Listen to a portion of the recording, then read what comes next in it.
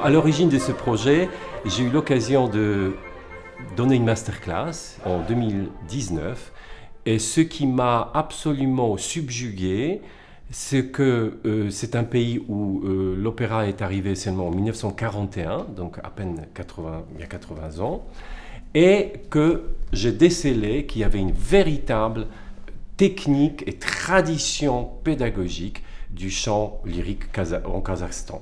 Et donc ce projet porte globalement sur les influences que l'école kazakh de chant a subies ou a invité à venir pour constituer ce riche héritage que nous avons déjà aujourd'hui.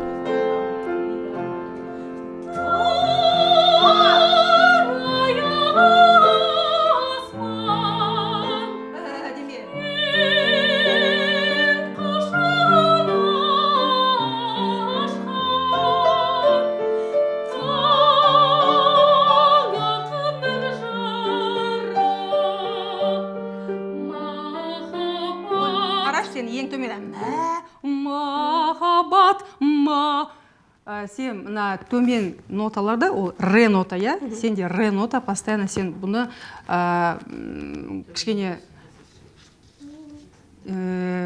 позицияны түсіріп қоясың да. Сен оны кішкене алдыға шығарып алып көрші қазір. Бағана сен айтқан кезде арияда ол шықты. Енді тағы көрейік. Я.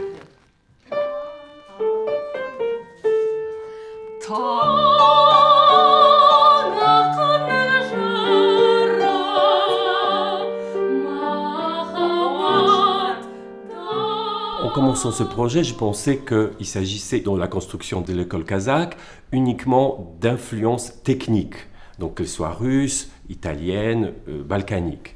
Et en fait, en approfondissant le champ d'investigation, je me suis rendu compte qu'il y avait aussi des raisons politiques et nationales. Alors si je peux parler de raisons nationales, il s'agit donc du chant kazakh extrêmement développé, du chant traditionnel qui est encore pratiqué aujourd'hui, et qui a sa vocalité, et du contexte politique. Il ne faut pas oublier que Kazakhstan est devenu la République soviétique donc, dans les années 30 du siècle passé.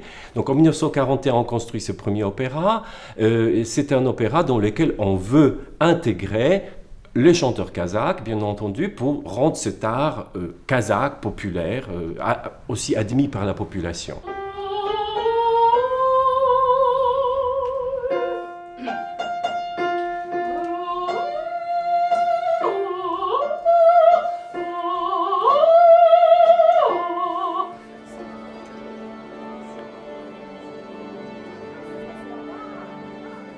Біздің Абай атындағы Қазақ ұлттық опера және балет театрындағы репертуары өте бай. Өйткені биыл 90 жылдық тарихы бар театрда бізде дәл бүгінгі таңда өзімізде 400-ден аса қойылымдар бар. Солардың ішінде бізде қазіргі қойылып жатқан 10-нан аса қазақ қойылымдары бар. Олардың ішінде балеті бар, операсы бар дегендей. Ал енді біздің басқа европалық қойылымдардан мынау дүние жүзін таңғалдырған Джузеппе Вердиден бастап, дүние жүзіндегі жаңағы небір композиторлардың қойылымдары бәрі, классикалық қойылымдардың бәрі біздің театрда репертуарымызда бар.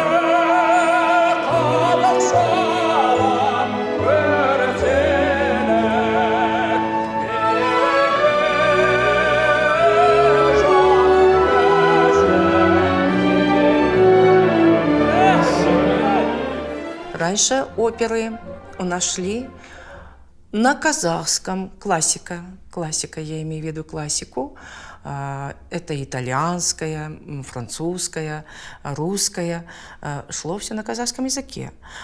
Сейчас же все уже, даже с конца 90-х годов, все идет на языке оригинала.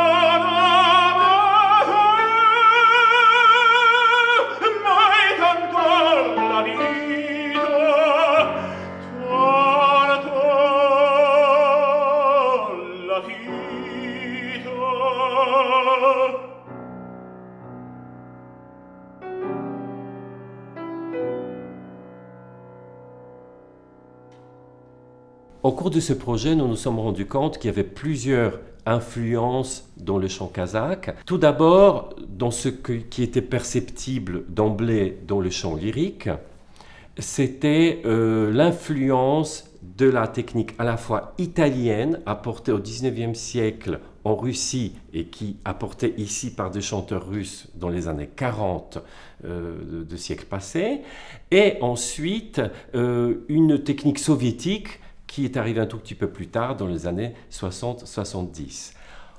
On s'est rendu compte par la suite qu'en fait, tous les chanteurs au Kazakhstan chantent du chant traditionnel kazakh, un chant venu de la steppe, avec une phonation extrêmement puissante, avec des voyelles différentes de nos voyelles occidentales, mais qui permet une projection phénoménale.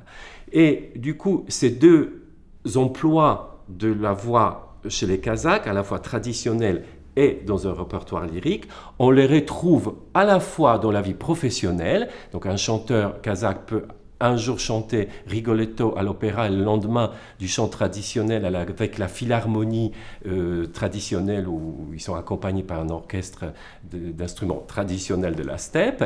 Et cette polyvalence, on la retrouve aussi dans l'enseignement. L'enseignement kazakh de chant continue à cultiver la tradition du chant kazakh traditionnel, mais sous forme un tout petit peu plus lyrique et plus arrangé, surtout dans un répertoire qui a été composé dans les années 60, et d'autre part, en utilisant ces influences dont je parlais tout à l'heure pour l'apprentissage du répertoire à la fois russe ou du grand répertoire européen.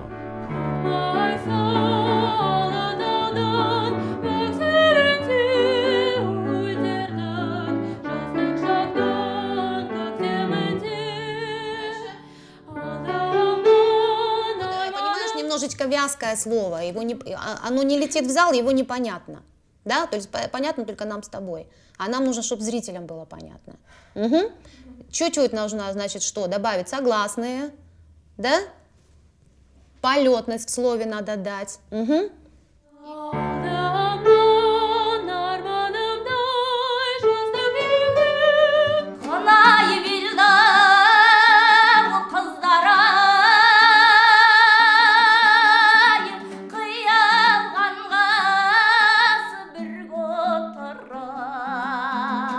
Неге бұны сен қара, бірге отырып дедің да отырып қалдың.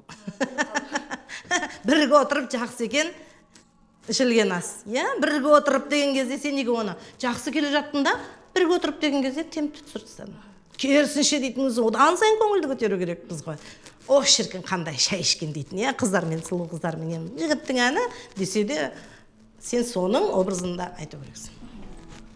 Nous avons aussi décidé de procéder à une objectivation par l'étude acoustique du chant kazakh. Nous avons un spécialiste venu de l'université d'Athènes et qui étudie tous les phénomènes acoustiques liés surtout au travail des cordes vocales, et à des types d'accollements, et nous pourrons comparer par la suite avec d'autres types d'accollements.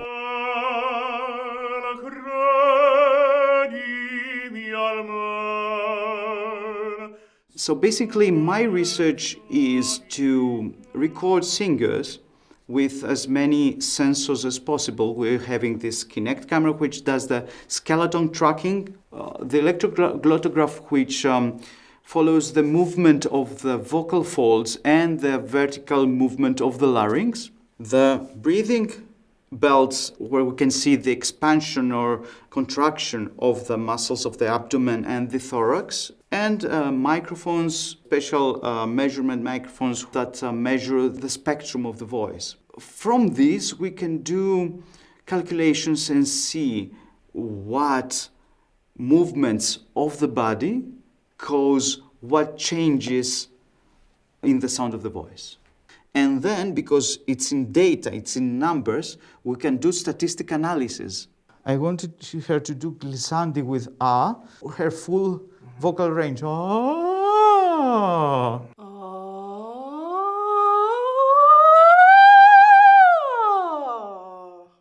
Okay, great. Бірінші жаттығу 5 дауысты дыбысқа арналған жаттығу, иә? А, Э, И, О, У легатоға арналған.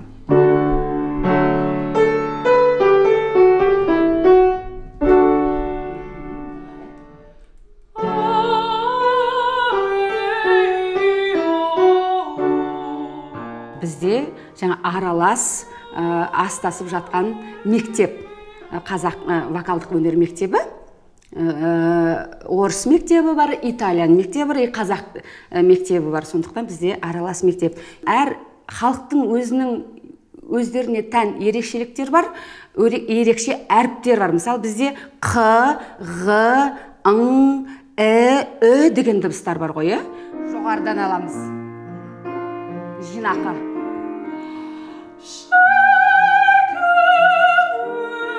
Созамыз.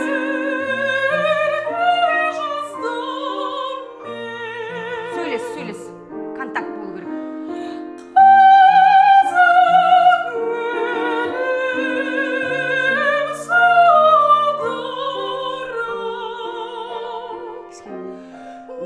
Алға қарай жүр.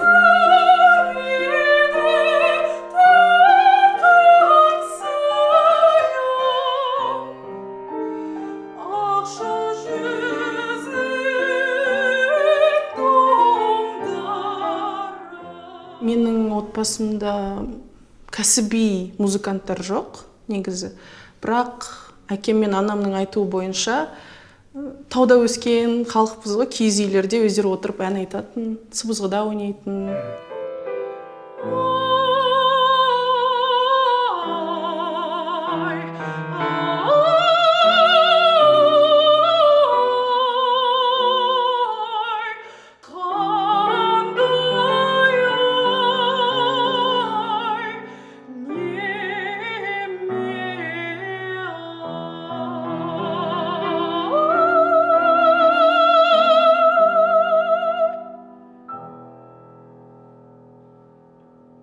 Я сама занималась исследованием истории казахской оперы в связи с творчеством Куляш Байсеитовой, первой оперной певицы Казахстана. Куляш Байсеитовой, которая не имела специального образования по вокалу, которая буквально за 2-3 года освоила азы пения и сумела исполнять партию Татьяны в опере Чайковского, Евгений Онегин, Чио-Чио-сан в опере Пучини. И тогда возникает вопрос, как это вообще могло сложиться, как такое могло случиться. И тогда, прочитав огромное количество литературы, безусловно, я сидела в архивах, и выводы сложились следующими, что сама традиционная музыкальная культура, она уже дала предпосылки для того, чтобы казахская опера смогла внедриться на этом поле. Хороший певец, профессиональный певец, о котором потом говорил народ, которого народ восхвалял, имел такую силу звука, что его голос в степи было слышно, в кавычках, 4 перегона овец. 1 перегон равен 11 километрам. То есть за 44 километра было слышно, как человек поет в степи. Ну, мы сейчас говорим о таких талантливых, выдающихся певцах. Сама природа голоса, традиционного вокала, она оказалась готовой для того, чтобы из нее выросло оперное исполнительство.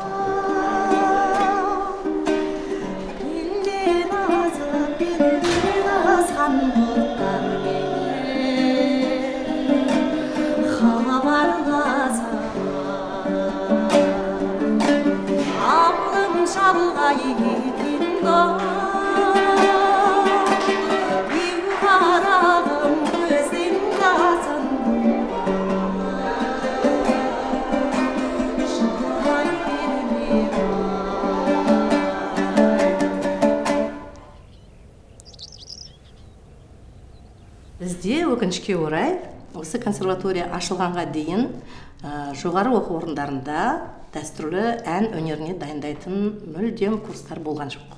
Солардың ішіндегі ең бір қара үзіп шығатын мықты бір мастерлер болады, шебер әншілер. Мінекей сол шебер әншілер өздерінің айналасына шәкірттер дайындайды. Солар келіп ауызша үйренеді. Не болмаса атадан балаға. 1934 жылы республикалық слет болып, жерден әншілерді алып келіп, осы о кезде музыкалық театр болып құрылды да, мінекей сол жерде ол кісілер ең бірінші қазақ операсының негізін қалап бастады. Ол жерде ол кісілерде ешқандай европалық дауыс қойылымдары болған жоқ. Таза қазақы ұлттық колоритпен орындады.